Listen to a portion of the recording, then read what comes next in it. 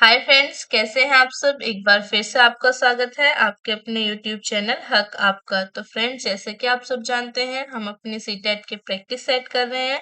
अगर आप first time channel पर आए हैं तो चैनल सब्सक्राइब जरूर करना। आई होप आपने चैनल सब्सक्राइब कर लिया होगा। तो शुरू करते हैं अपनी आज की क्लास और अपने आज के प्रैक्टिस सेट को। तो फर्स्ट क्वेश्चन क्या है हमारा। फर्स्ट क्वेश्चन है हमारा, बलबन ने अपनी बादशाहत को निम्न में से किस कारण से सर्वोच्चता के रूप में स्थापित किया। अपने आप को प्रतिष्ठित करने के लिए, किसी भी प्रकार के विद्रोह की संभावनाओं को रोकने के लिए, खलीफा की शक्ति में कमी के लिए, या शासन के पृथक्करण की स्थापना के लिए। तो करेक्ट आंसर होगा यहाँ पर आपका ऑप्शन बी, किसी भी प्रकार के विद्रोह की संभावना को रोकने के लिए। तो करेक्ट आंसर क्या हो जाएगा यहाँ पर आपका ऑप्शन बी हो जाएगा करेक्ट आंसर। गयासुद्दीन बलबन ने दिल्ली सल्तनत में अपनी सत्ता को सर्वोच्च बनाने के लिए राजत्व का सिद्धांत यानी कि थ्योरी ऑफ किंगशिप प्रतिपादित किया था। उसके इस कठोर कदम के पीछे मुख्य कारण इल्तुतमिश के बाद फैली अराजकता को समाप्त करना और तुर्की में जो आपके 40 दल या चहलगानी की बढ़ती शक्ति एवं विद्रोह की संभावनाओं को कुचलना था। तो करेक्ट आंसर होगा यहाँ पर आपका ऑप्शन बी, किसी भी प्रकार के विद्रोह की संभावना को रोकने के लिए। और उसने विद्रोहियों और लुटेरों से निपटने के लिए रक्त और लौह की नीति अपनाई। तो करेक्ट आंसर क्या हो जाएगा यहाँ पर आपका ऑप्शन बी हो जाएगा करेक्ट आंसर। नेक्स्ट क्वेश्चन पाएंगे। नेक्स्ट क्वेश्चन क्या है हमारा, कृष्णदेव राय की राजनीति, प्रशासन, न्याय एवं विदेश नीति पर आधारित रचना है। कृष्णदेव राय की राजनीतिक, प्रशासन, न्याय एवं विदेश नीति पर आधारित रचना कौन सी है आपकी। उषा परिनियम, वर्द वर्दमी, बका परिनियम, आयुक्त माल्यद, या आपका ये सभी। तो करेक्ट आंसर क्या होगा यहाँ पर आपका करेक्ट आंसर हो जाएगा ऑप्शन सी, आयुक्त माल्यद। तो करेक्ट आंसर होगा यहाँ पर आपका ऑप्शन सी, आयुक्त माल्यद विजयनगर साम्राज्य के शासक कृष्णदेव राय 16वीं शताब्दी के आरंभ में रचित एक तेलुगु महाकाव्य है। ये आपका एक तेलुगु महाकाव्य है। तेलुगु महाकाव्य। ओके, ये एक तेलुगु महाकाव्य है। इस कृति में उन्होंने राजनीति, प्रशासन, न्याय एवं विदेश नीति से संबंधित विषयों पर चर्चा की है। तो करेक्ट आंसर क्या हो जाएगा यहाँ पर आपका ऑप्शन सी हो जाएगा करेक्ट आंसर। आयुक्त माल्या धीर कृष्णदेव राय की राजनीतिक, प्रशासन, न्याय एवं विदेश नीति पर आधारित रचना है और ये आपका एक तेलुगु महाकाव्य है। नेक्स्ट क्वेश्चन पाएंगे। नेक्स्ट क्वेश्चन क्या है हमारा, नेक्स्ट है, महमूद गवाह ने बहमनी साम्राज्य की उन्नति हेतु हर संभव प्रयास किया। मूल रूप से वह कहाँ का रहने वाला था। तो महमूद गवाह ने आपके बहमनी साम्राज्य की उन्नति के लिए हर संभव प्रयास किया और ये महमूद गवाह रहने वाला कहाँ का था।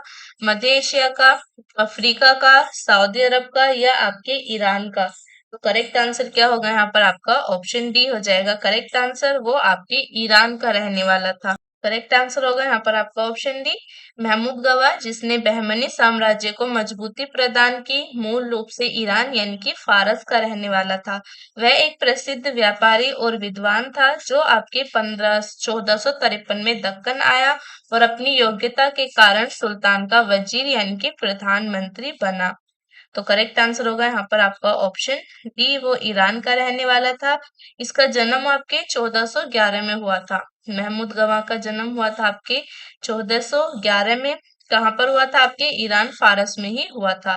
मुल्क उत तुजर और ख्वाजा जहां की उपाधियां इसको मिली थी और उसने बहमनी साम्राज्य का विस्तार किया, प्रशासन को मजबूत किया और बीदर में एक मदरसा यानी कि शिक्षा केंद्र जो आपके प्रसिद्ध मदरसा है उसकी स्थापना की थी।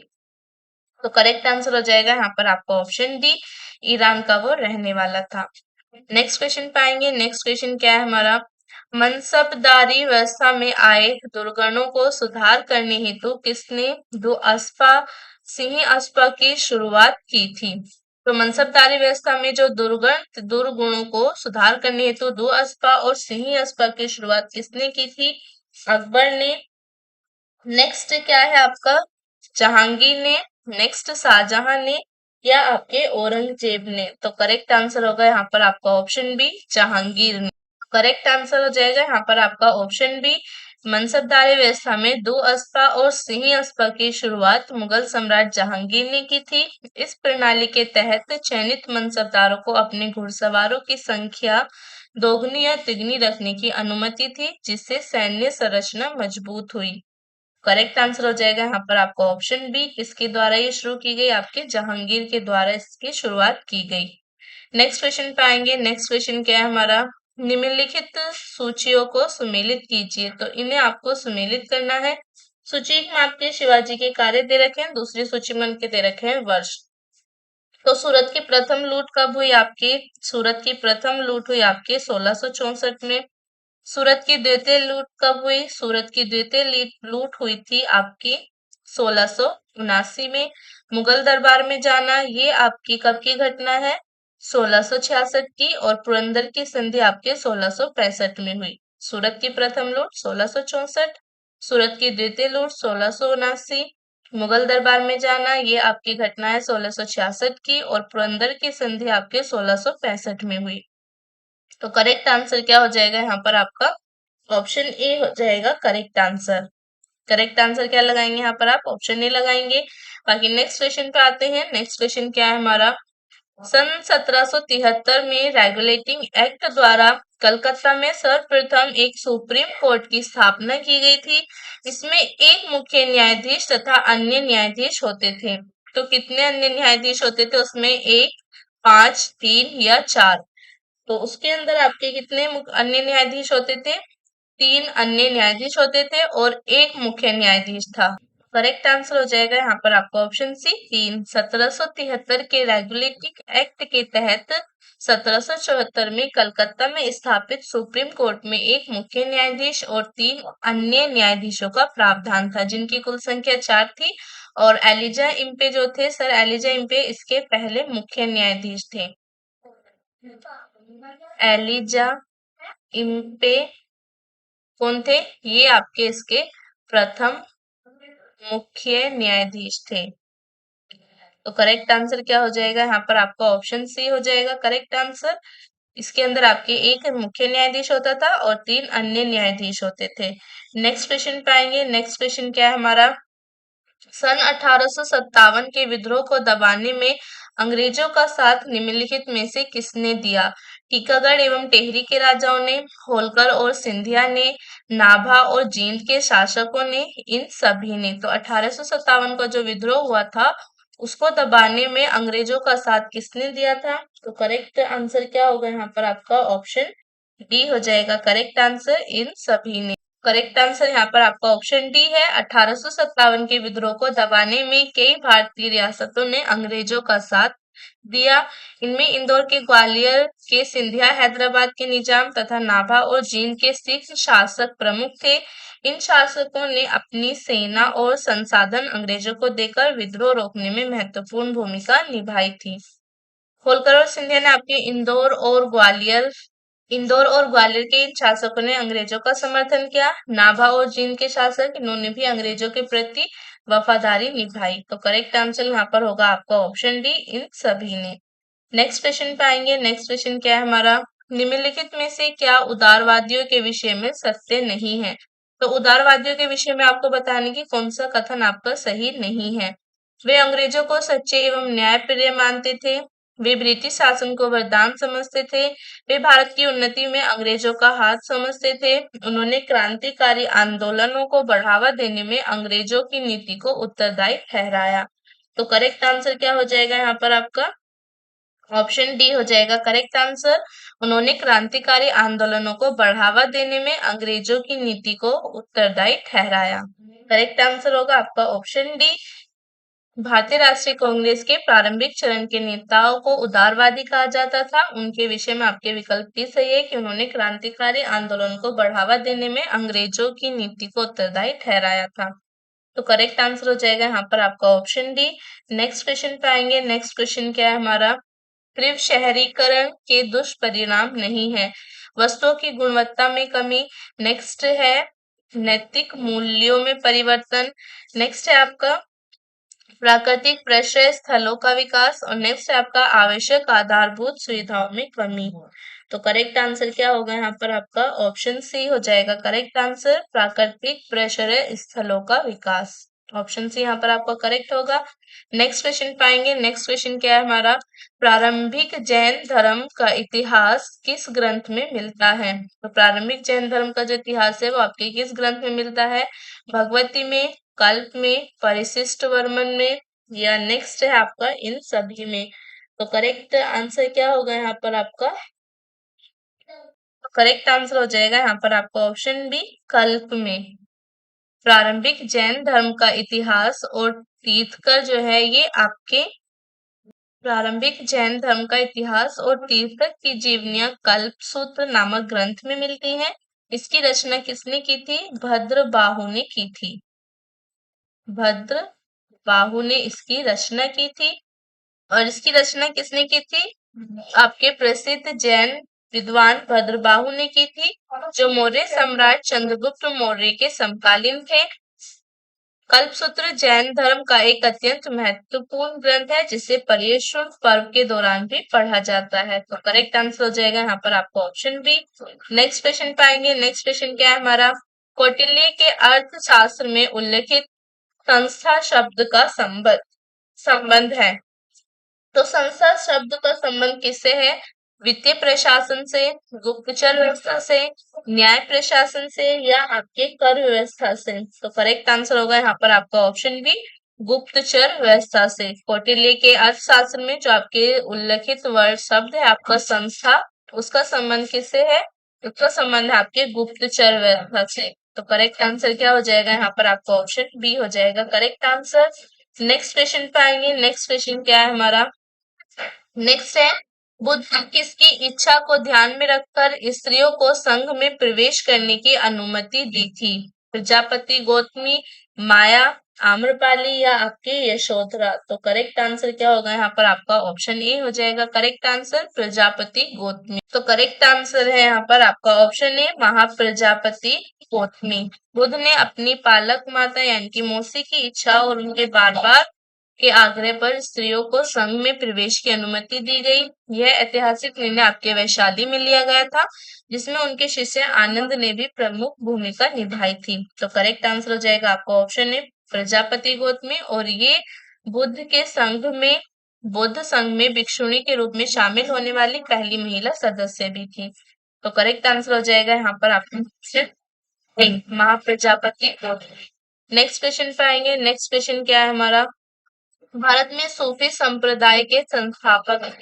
तो भारत में सूफी संप्रदाय के संस्थापक कौन थे? ख्वाजा कुतुबुद्दीन बख्तियार काकी, शेख निजामुद्दीन औलिया, ख्वाजा मोइनुद्दीन चिश्ती, या आपके शेख नसीरुद्दीन महमूद। करेक्ट आंसर होगा यहाँ पर आपका option C, Khwaja Moinuddin Chishti. Correct answer है यहाँ पर आपका ऑप्शन सी, ख्वाजा मोइनुद्दीन चिश्ती ने 12वीं शताब्दी के अंत में भारत आकर चिश्ती सिलसिले की स्थापना की थी। उन्हें भारत में सूफी मत का वास्तविक संस्थापक माना जाता है और उनका मुख्य केंद्र था अजमेर। तो करेक्ट आंसर यहाँ पर हो जाएगा आपका ऑप्शन सी, ख्वाजा मोइनुद्दीन चिश्ती ने सूफी संप्रदाय की स्थापना की थी, इसके ये संस्थापक थे। नेक्स्ट क्वेश्चन पाएंगे। नेक्स्ट क्वेश्चन क्या है हमारा, अंग्रेजों ने बंबई को पुर्तगालियों से कब प्राप्त किया था? तो अंग्रेजों ने बंबई को पुर्तगालियों से कब प्राप्त किया? 1662 में, 1612 में, 1600 में, या आपके 1545 में। तो करेक्ट आंसर क्या होगा यहाँ पर आपका 1662 में। ऑप्शन ए यहाँ पर आपका करेक्ट आंसर हो जाएगा। अंग्रेजों ने बंबई को पुर्तगालियों से प्राप्त किया था 1662 में। नेक्स्ट क्वेश्चन पे आएंगे। नेक्स्ट क्वेश्चन क्या है हमारा, निम्नलिखित सूचियों को सम्मिलित कीजिए। तो यहाँ पर आपको सूची एक में वृक्ष दे रखे हैं और दूसरी सूची में दे रखे हैं उनकी अवस्थिति। तो सागौन के वृक्ष जो है आपके ये कहाँ पर पाए जाते हैं? सागौन के वृक्ष पाए जाते हैं आपके हिमालय के उच्च पर्वतीय क्षेत्र पर। देवदार के वृक्ष पाए जाते हैं हिमालय की तराई में।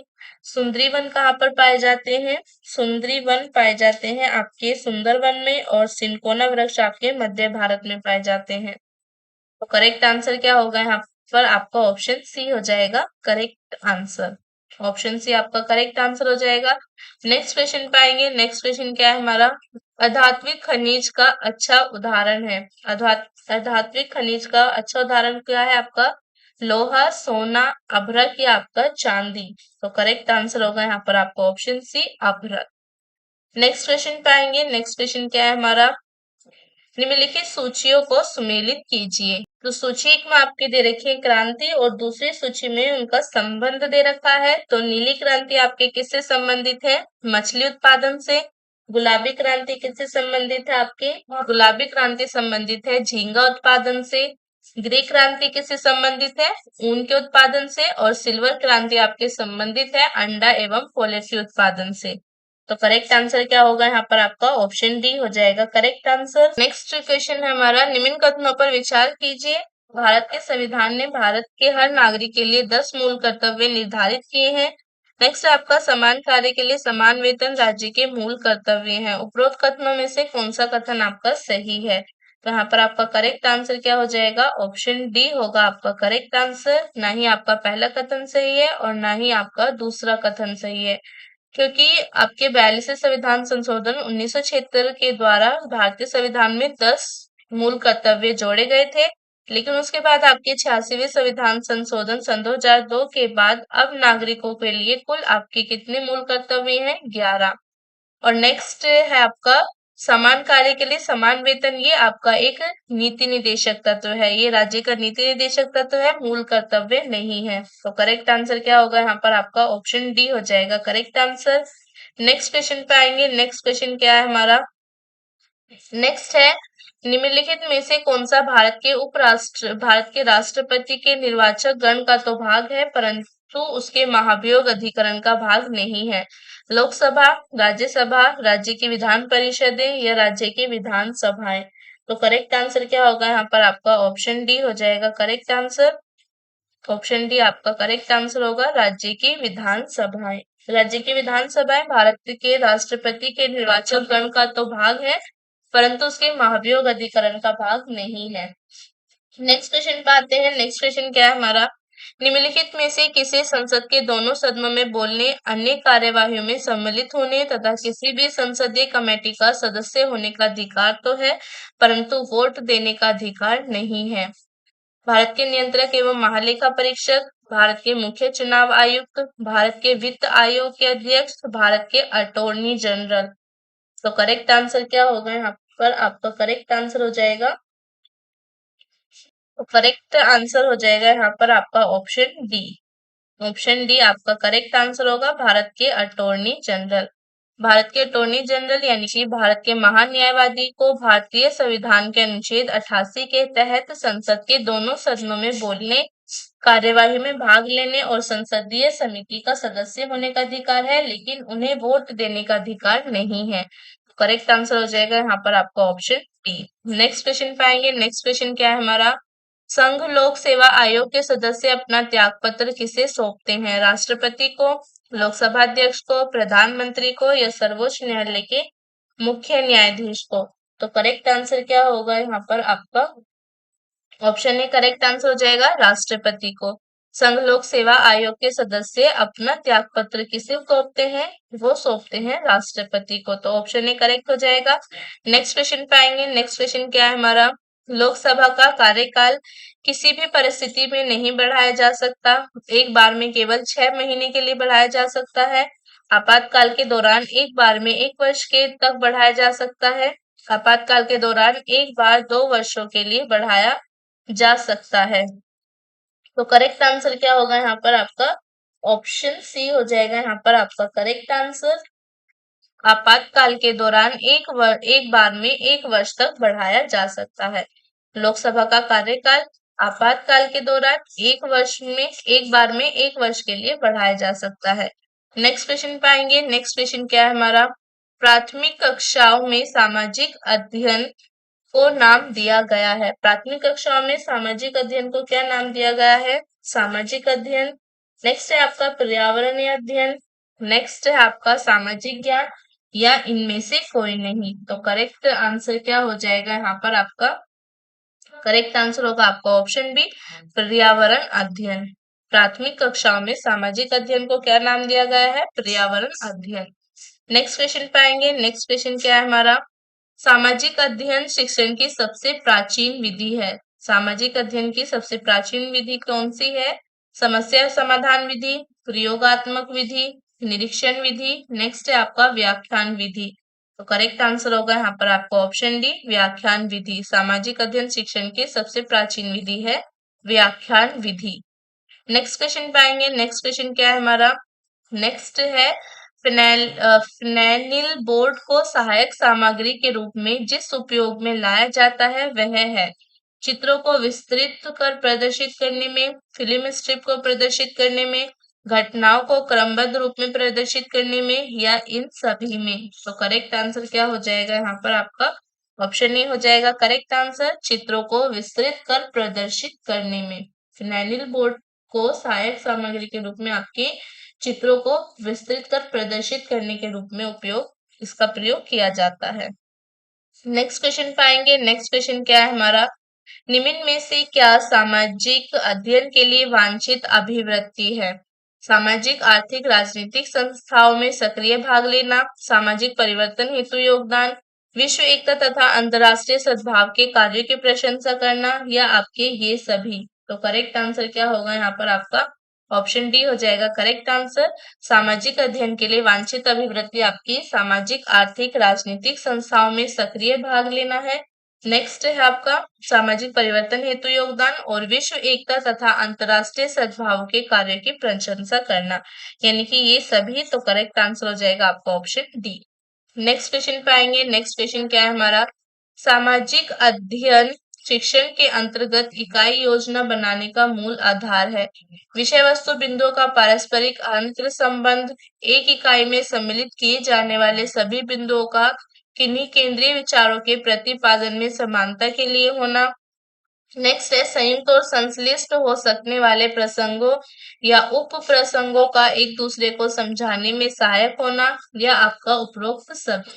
तो करेक्ट आंसर होगा यहाँ पर आपका ऑप्शन ए, विषय वस्तु बिंदुओं का पारस्परिक अंत संबंध। तो ऑप्शन ए आपका करेक्ट आंसर हो जाएगा। नेक्स्ट क्वेश्चन पे आएंगे। नेक्स्ट क्वेश्चन क्या है हमारा? क्षेत्र भ्रमण का सामाजिक विज्ञान में महत्वपूर्ण स्थान है क्योंकि प्रत्यक्ष अनुभव स्थायी होता है, छात्रों के लिए पर्यटन मनोरंजन होता है, अध्यापकों के लिए सुविधाजनक होता है, या छात्रों में सामाजिकता का विकास होता है। तो करेक्ट आंसर होगा यहाँ पर आपका ऑप्शन ए। करेक्ट आंसर हो जाएगा आपका ऑप्शन ए, प्रत्यक्ष अनुभव स्थायी होता है। नेक्स्ट क्वेश्चन पाएंगे। नेक्स्ट क्वेश्चन क्या है हमारा? करके सीखना अच्छा है क्योंकि बच्चा चाहता है एक चीज या अन्य चीजों को सीखना। नेक्स्ट है यह व्यस्तता प्रदान करता है, यह सीखने का रुचिकर तरीका है। और नेक्स्ट है आपका यह विधि बच्चों को आत्म संतुष्टि प्रदान करती है। तो करेक्ट आंसर क्या होगा यहाँ पर आपका? ऑप्शन डी हो जाएगा करेक्ट आंसर, यह विधि बच्चों को आत्म संतुष्टि प्रदान करती है। नेक्स्ट क्वेश्चन पे आएंगे। नेक्स्ट क्वेश्चन क्या है हमारा? छात्रों में समुदाय के सामाजिक, सांस्कृतिक एवं जनजीवन के प्रति सौंदर्य बोध उत्पन्न करने में एक साधनों में से एक है। करने के साधनों में से कौन सा साधन है? सामुदायिक सर्वेक्षण, पर्यटन, ऐतिहासिक सर्वेक्षण, या आपका चलचित्र प्रदर्शन। तो करेक्ट आंसर होगा आपका ऑप्शन ए, सामुदायिक सर्वेक्षण। छात्रों में समुदाय के सामाजिक, सांस्कृतिक एवं जनजीवन के प्रति सौंदर्य बोध उत्पन्न कराने के संसाधनों में से एक आपका सामुदायिक सर्वेक्षण है। तो करेक्ट आंसर हो जाएगा यहाँ पर आपको ऑप्शन ए। तो यहाँ पर हमारी आज की क्लास खत्म होती है। आज का प्रैक्टिस सेट कंप्लीट हो गया। तो आई होप आपको क्लास अच्छी लगी होगी। तो लाइक करना, शेयर करना और कमेंट कर जरूर बताना कैसी थी आज की क्लास और आज का प्रैक्टिस सेट। और चैनल को सब्सक्राइब करना मत भूलना। तो मिलेंगे नेक्स्ट क्लास में न्यू प्रैक्टिस सेट के साथ। तब तक के लिए बाय बाय।